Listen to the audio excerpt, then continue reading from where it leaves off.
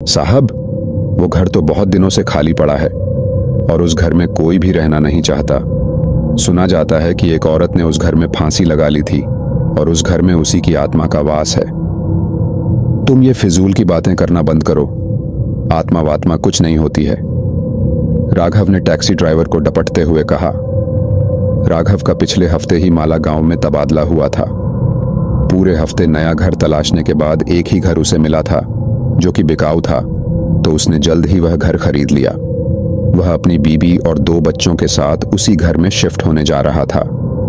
राघव का 9 साल का बेटा साहिल और 8 साल की बेटी डॉली पीछे की सीट पर बैठे ड्राइवर की बातों को ध्यान से सुन रहे थे। थोड़ी देर बाद डॉली ने सुनीता से पूछा, मम्मी, क्या सच में भूत होते हैं? राघव की बीबी सुनीता भी उन्हीं बच्चों के साथ पीछे की सीट पर बैठी थी। सुनीता ने दोनों बच्चों को समझाते हुए कहा, नहीं बच्चों, भूत नहीं होते हैं। अंकल तो कहानी सुना रहे थे।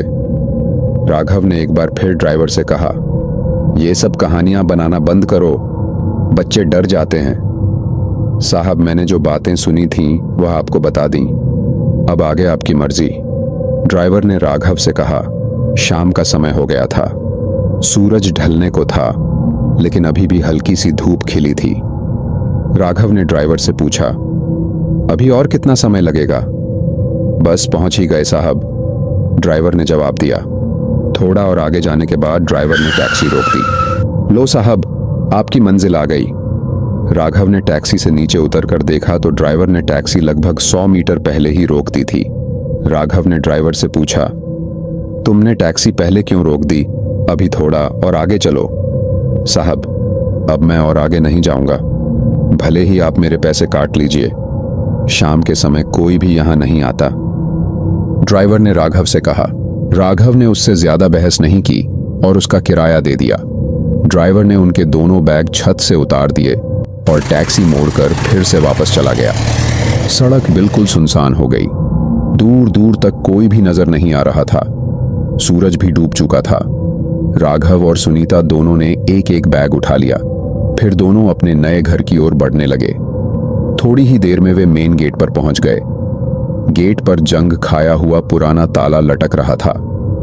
तभी न जाने कहां से उनके पास एक बूढ़ी औरत आ गई। हाथ में लाठी लिए थी, उसके बाल उलझे से थे, चेहरे पर काफी झुर्रियां पड़ी हुई थीं। लगभग 90 साल की तो होगी ही। उस बूढ़ी औरत ने उनसे पूछा, तुम लोग कहां जा रहे हो? राघव ने उसे बताया, हम लोग तो इस घर में रहने के लिए आए हैं। उस बूढ़ी औरत ने जैसे ही यह बात सुनी, वह जोर जोर से कहने लगी, लौट जाओ यहां से, लौट जाओ, वह किसी को नहीं छोड़ेगी। यहां जो कोई भी आता है वह जिंदा वापस लौट कर नहीं जाता। तभी उस घर का चौकीदार राम सिंह वहां आ गया और उसने उस बूढ़ी औरत को वहां से भगाते हुए कहा, चल बुढ़िया, निकल यहां से, भाग, कुछ भी बकती रहती है, पागल कहीं की। साहब, आप इसकी बातों पर ध्यान मत दीजिए, ये तो पागल बुढ़िया है, कुछ भी बकती रहती है, आप घर में चलिए। राम सिंह ने जंग लगी सरियों से बने गेट पर लटक रहे ताले को खोलते हुए कहा। दरअसल राम सिंह ही उस घर की देखभाल रखता था और वह माली का भी काम करता था। राम सिंह ने गेट खोला। घर काफी पुराना लग रहा था। धूल और पत्तों से सारा घर ढका हुआ था। उस घर के आसपास कोई दूसरा घर भी नहीं था। दूर दूर तक केवल जंगल ही जंगल था। राम सिंह ने दोनों बैग अपने हाथ में उठा लिए और अंदर जाकर घर का दरवाजा खोल दिया। राम सिंह घर में चला गया। पीछे पीछे वे चारों लोग भी अंदर चले गए। घर के अंदर उनकी आवाज गूंज रही थी। सारे घर को मकड़ियों ने अपना घर बना रखा था। राम सिंह ने फिर उनको उनका कमरा दिखाया जो कि ऊपर वाले फ्लोर पर था। उसने जैसे ही गेट खोला वैसे ही फर्र से 2 कबूतर कमरे से बाहर उड़ गए। सारा सामान बिखरा पड़ा था। पूरे कमरे में धूल की चादर बिछी थी। राम सिंह ने बैग उनके कमरे में रख दिए और उनसे कहा, साहब, आप लोग अपना सामान व्यवस्थित तरीके से रख लीजिए, तब तक मैं खाने का कुछ इंतजाम करता हूं। राम सिंह चला गया। उन्हें पूरे घर को साफ करना था, इसलिए उन्होंने कमरे से शुरुआत की और वे लोग तुरंत ही काम पर लग गए। थोड़ी ही देर में उन्होंने अपने कमरे को साफ कर लिया और सारा सामान व्यवस्थित तरीके से रख लिया। राम सिंह ने खाना लगा दिया था। इसलिए उसने आवाज लगाई, मालिक नीचे आइए, खाना लगा दिया है। सभी लोग नीचे गए। राम सिंह ने सभी को खाना परोसा। खाना बहुत ही स्वादिष्ट भी बना था। सभी लोग खाना खाने लगे। खाते खाते राघव ने राम सिंह से उन अफवाहों के बारे में पूछा तो राम सिंह ने कहा, क्या साहब आप भी इन लोगों की बातों में आ गए? जब वे खाना खा चुके तो राम सिंह उन्हें कमरे तक छोड़ने गया। राघव ने देखा कि उसके कमरे के पास एक और भी कमरा था जिस पर बहुत बड़ा सा ताला लटक रहा था। राघव ने पूछा, इस कमरे में ताला क्यों लगा है? राम सिंह ने उसे कमरे के बारे में कुछ नहीं बताया और हंसकर बात टाल दी। राम सिंह ने राघव से कहा, साहब इस कमरे के बारे में मुझे कुछ नहीं पता, बस आप इस कमरे के अंदर मत जाना और ना ही इसे खोलने की कोशिश करना, जितना हो सके इस कमरे से दूर ही रहना। राम सिंह ऐसा कहकर वहां से चला गया। फिर वे सभी लोग कमरे में आ गए। सुनीता ने राघव से पूछा, डॉली कहाँ है? राघव ने देखा कि डॉली उनके बीच नहीं थी। राघव ने इधर उधर देखा पर डॉली इनके बीच नहीं थी। राघव ने घबराकर सुनीता से पूछा, कहाँ गई डॉली? अभी तो यहीं थी। राघव और सुनीता डॉली को चारों तरफ ढूंढने लगे लेकिन डॉली उन्हें कहीं नहीं मिली। वे दोनों आवाज लगाने लगे, डॉली डॉली कहाँ हो तुम? पर कोई जवाब नहीं आ रहा था। राघव घबरा गया। उसके माथे पर पसीना छलक आया। वह बहुत परेशान हो गया। उधर सुनीता का दिल धड़कने लगा। उसके मन में एक अनजाना सा डर बैठ गया। उसे लगने लगा कहीं ऐसा तो नहीं कि डॉली को कुछ हो गया हो। आखिरकार वह गई तो कहाँ गई? उसे कुछ समझ में ही नहीं आ रहा था।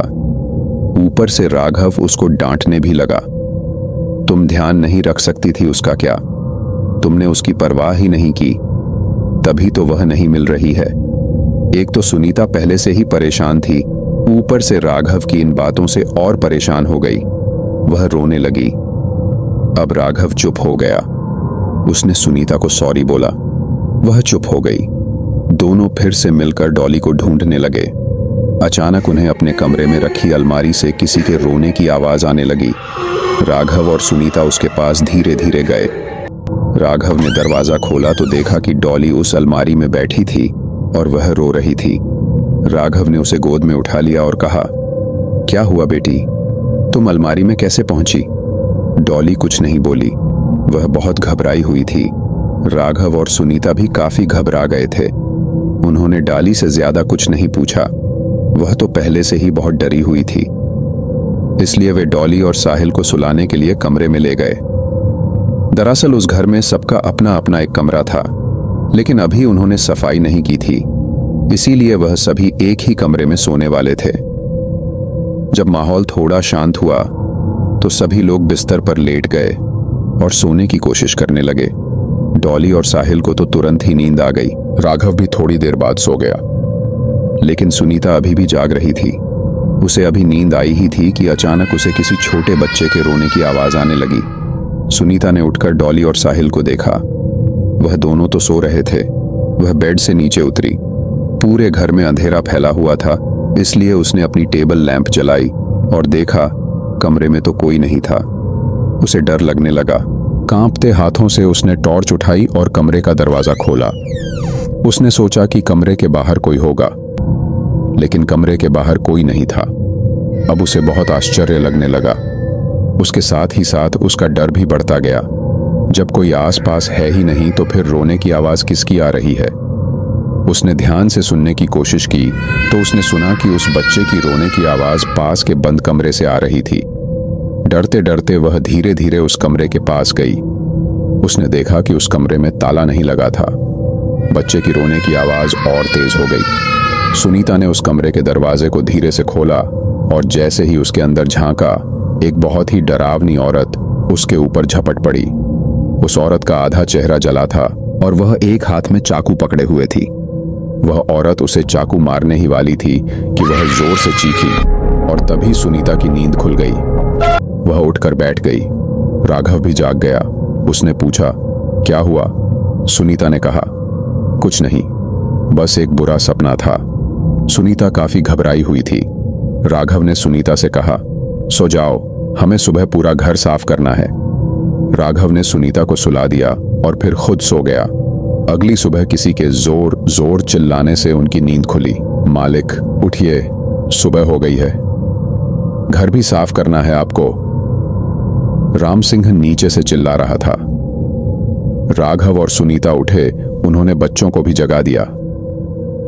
सुनीता ने राघव को अपने सपने के बारे में बताया तो राघव ने उससे कहा, तुम्हें टेंशन के कारण ही वह सपना आया होगा, तुम चिंता मत करो, वह महज एक सपना ही तो था। राघव और सुनीता नीचे गए। राघव को ड्यूटी पर जाना था, इसीलिए सुनीता ने जल्दी से नाश्ता बना दिया। दोपहर के लिए टिफिन बांध दिया। राघव ड्यूटी पर चला गया। सुनीता ने डॉली और साहिल को नाश्ता कराया और खुद नाश्ता करके घर साफ करने में लग गए। घर को साफ करते समय सुनीता को एक तस्वीर मिली जिसमें एक औरत अपने बच्चे को गोद में लिए हुई थी। सुनीता ने उस तस्वीर पर ज्यादा ध्यान नहीं दिया और उसे पोंछकर फिर से वहीं पर रख दिया। डॉली को बहुत तेज बुखार था, इसलिए उसने डॉली को बुखार की गोली खिला दी। सुबह राम सिंह के साथ एक छोटा सा बच्चा भी आया था। वह बच्चा लगभग 2 साल का होगा। राम सिंह भी घर को साफ कराने में उनकी मदद करने लगा। वह बच्चा इधर उधर खेलने लगा। सफाई करते समय सुनीता को पता लगा कि उनके घर के नीचे एक तहखाना भी है जिस पर ताला लगा हुआ था। सुनीता उसे नजरअंदाज करते हुए दूसरी जगह सफाई करने लगी। पूरा दिन उसका घर की सफाई करते ही निकल गया। शाम को जब राघव घर आया तब तक सुनीता ने सारे घर की सफाई कर दी थी। सभी लोगों ने मिलकर शाम का खाना खाया और राम सिंह ने राघव से कहा, साहब अब मैं कल आऊंगा। राम सिंह वहां से चला गया। खाना खाकर सुनीता ने बच्चों को दूसरे कमरे में लिटा दिया और जब बच्चों को नींद आ गई तो वह भी अपने कमरे में आ गई। राघव पहले से ही कमरे में था। सुनीता जैसे ही कमरे में घुसी, उसे फिर से किसी बच्चे की रोने की आवाज आने लगी। उसने जल्दी से राघव को वह आवाज सुनाने की कोशिश की। राघव को भी उस बच्चे के रोने की आवाज आ रही थी। उन्होंने हिम्मत करके बाहर जाकर देखा। आवाज नीचे से आ रही थी। वे दोनों लोग नीचे उतरे तो उन्होंने देखा कि सामने कुर्सी पर वही छोटा बच्चा बैठा है जो सुबह राम सिंह के साथ आया था। उन्होंने समझा कि शायद राम सिंह इसे भूल गया होगा, लेकिन फिर उन्होंने सोचा कि भला कोई अपना बच्चा कैसे भूल सकता है। सुनीता और राघव उस बच्चे को अपने साथ ले गए और उसे अपने कमरे में जाकर सुलाने की कोशिश करने लगे। थोड़ी देर बाद उस बच्चे को नींद आ गई। देर बाद राघव और सुनीता को भी नींद आने लगी तो वे भी सो गए। लगभग आधी रात को उन्हें फिर से जोर जोर से रोने की आवाज सुनाई देने लगी। उन्होंने देखा कि वह बच्चा वहां से गायब था। आवाज नीचे से आ रही थी। वे दोनों नीचे उतरकर देखने गए। राघव और सुनीता ने देखा कि वह बच्चा फिर से उसी कुर्सी पर बैठ रो रहा था। दोनों लोग यह देखकर भौचक्के रह गए। उन्होंने फिर से बच्चे को उठाया और अपने कमरे में ले गए। वह बच्चा अभी भी रो रहा था। अचानक उस बच्चे को जोर जोर से खांसी आने लगी और देखते ही देखते वह खून की उल्टियां करने लगा। सारा बिस्तर खून से रंग गया। वे दोनों काफी डर गए। राघव पानी लेने के लिए चला गया। सुनीता ने अपने बच्चों के कमरे में जाकर देखा तो बच्चे सही सलामत सो रहे थे। वह फिर से भागकर अपने कमरे में आई। राघव भी नीचे से पानी ले आया, लेकिन उन्होंने देखा कि वह बच्चा तो उनके कमरे में नहीं था, वह गायब था।